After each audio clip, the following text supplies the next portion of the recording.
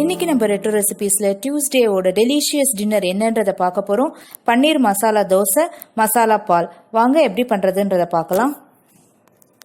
வெறும் சட்னி சாம்பாரும் தொட்டுக்காம கொஞ்சம் டிஃப்ரெண்டா ரிச்சா இந்த பன்னீர் மசாலா தோசை எப்படி பண்றதுன்னு பார்க்கலாம். அந்த தோசைக்கு உள்ள வைக்கிற பன்னீர் ஸ்டஃபிங்கை எப்படி பண்றதுன்றதை பார்க்கலாம். இதுக்கு நான் ஒரு பேன்ல 2 டேபிள் ஸ்பூன் எண்ணெயை சேர்த்திருக்கேன். அந்த எண்ணெய் நல்லா காஞ்சதும் பொடி பொடியாக நறுக்கி வச்சிருக்கேன் 2 வெங்காயத்தையும் அதில் சேர்த்திருக்கேன்.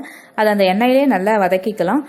நல்லா ஃப்ரை ஆகணும் அப்படின்ற அவசியம் இல்லை. இந்த வெங்காயத்தை கூடவே நான் ஒரு 2-3 பூண்டையும் பொடி பொடியாக நறுக்கி சேர்த்தேன்.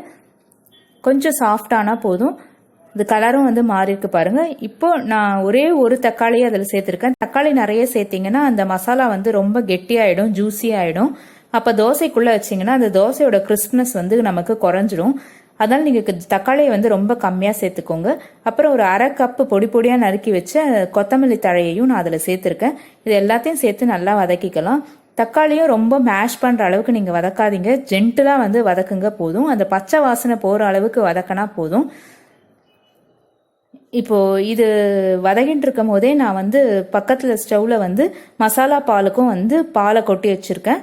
500 ml பாலை அது கொதிக்க வச்சிட்ருக்கேன். அது கொதிச்சிட்ருக்கு. இப்போ இது வதங்கின அந்த வெங்காயம் தக்காளியில் 1/2 டீஸ்பூன் மஞ்சத்தூள், 1 டீஸ்பூன் சோம்புத்தூள், 1 டீஸ்பூன் மிளகாத்தூள், 1/2 டீஸ்பூன் மிளகுத்தூள் சேர்த்துருக்கேன். இது எல்லாத்தையுமே நல்லா வதக்கிக்கலாம். இந்த பெப்பரும் அந்த மிளகாத்தூளும் தான் இதுக்கு காரம். பச்சை மிளகாவை போடலை. ஏன்னா தோசைக்குள்ளே அந்த பச்சை மிளகா கடிப்படும் போது ரொம்ப காரமாக இருக்கும் பசங்கள்லாம் சாப்பிட்டா. அதனால் நான் சில்லி பவுடர் தான் யூஸ் பண்ணியிருக்கேன். நீங்கள் எது தேவையோ அதை கூட குறைய சேர்த்துக்கலாம். இப்போ அந்த மசாலா பொடி எல்லாமே அதில் சேர்ந்து நல்லா கலந்து விட்டுக்கோங்க. ரொம்ப மேஷ் பண்ணி வதக்காதீங்க. ஜென்டிலாக மிக்ஸ் பண்ணுங்க. அது தனித்தனியாக இருந்தால் தான் அந்த தோசைக்குள்ளே அது ரொம்ப டேஸ்டியாக இருக்கும். தோசையும் நல்ல மொறுமொறுன்னு இருக்கும். இது பாருங்கள், அந்த தக்காளியும் நான் நல்லா மேஷ் பண்ணலை, ஜென்டிலாக தான் ஃப்ரை பண்ணுறேன். இப்போ எல்லாமே போட்ட மசாலா எல்லாமே நல்லா வதங்கியாச்சு. இப்போ நான் ஒரு 100 கிராம் பன்னீரை நல்லா பொடி பொடி ஆக்கி அதையும் இந்த மசாலாவோடு சேர்த்துருக்கேன். நம்ம வாங்குகிற பேக்கெட்டாக இருந்தால் 200 கிராம் இருக்கும். அது அப்படியே பாதி சேர்த்துருக்கேன். இது 3 பேர் சாப்பிட்ற அளவு இருக்கும்.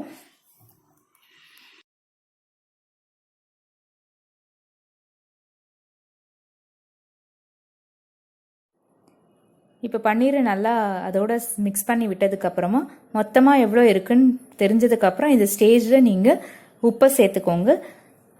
உப்பை சேர்த்துட்டு ஜென்டிலாக மிக்ஸ் பண்ணுங்கள். இன்னும் பன்னீர் ரொம்ப உடஞ்சிதுன்னா அதில் பன்னீர் இருக்கிறதே தெரியாது. இப்போ நீங்கள் இதை தோசைக்குள்ளே வைக்கும் போது சூப்பராக இருக்கும். இந்த டெக்ஸ்டர் இருந்தால் தான் அந்த பன்னீர் மசாலா தோசை சூப்பராக இருக்கும். அது ரொம்ப தண்ணி விட ஆரம்பிச்சதுனாலோ இல்லை பன்னீர் உருவமே இல்லாமல் போனாலோ நமக்கு அந்த தோசையோட டேஸ்ட் மாறிடும். ஸோ ஜென்டலாக மிக்ஸ் பண்ணி வச்சுக்கோங்க. இந்த பன்னீர் ஸ்டஃபிங் ரெடி ஆயாச்சு. இதில் நான் ஒரு 2 or 3 ட்ராப்ஸ் லெமனை புழிஞ்சு வச்சுக்கிறேன். மசாலா பாலுக்கு நல்லா 1/2 லிட்டர் பால் நல்லா கொதிச்சுட்டு வருது.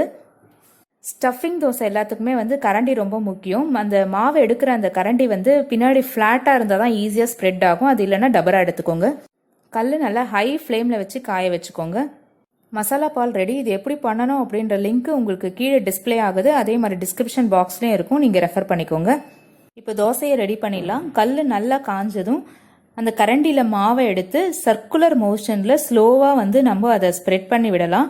அந்த ஃப்ளாட்டாக இருக்கிறதுனால ஈஸியாக ஸ்ப்ரெட் ஆகுது பாருங்கள். ரொம்ப பேப்பர் ரோஸ்ட் மாதிரி பண்ணிங்கன்னா அந்த ஸ்டஃபிங் உள்ளே வைக்கும் போது உடஞ்சிரும். ஸோ பதமான தோசை இருந்தால் தான் உள்ளே ஸ்டஃபிங் எல்லாமே நல்லா இருக்கும்.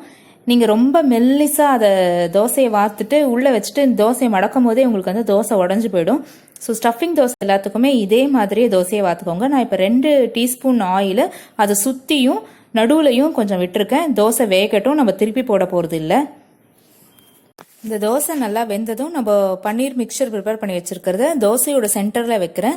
நான் அதை ட்ரையாங்கிளாக தோசையை மடக்க போகிறேன். நீங்கள் ஒரே ஒரு ஃபோல்டு தான் பண்ண போகிறீங்க அப்படின்னா தோசையோட ஓரத்தில் வச்சுட்டு ஒரே ஒரு இடத்த நீங்கள் மடக்கிக்கலாம்.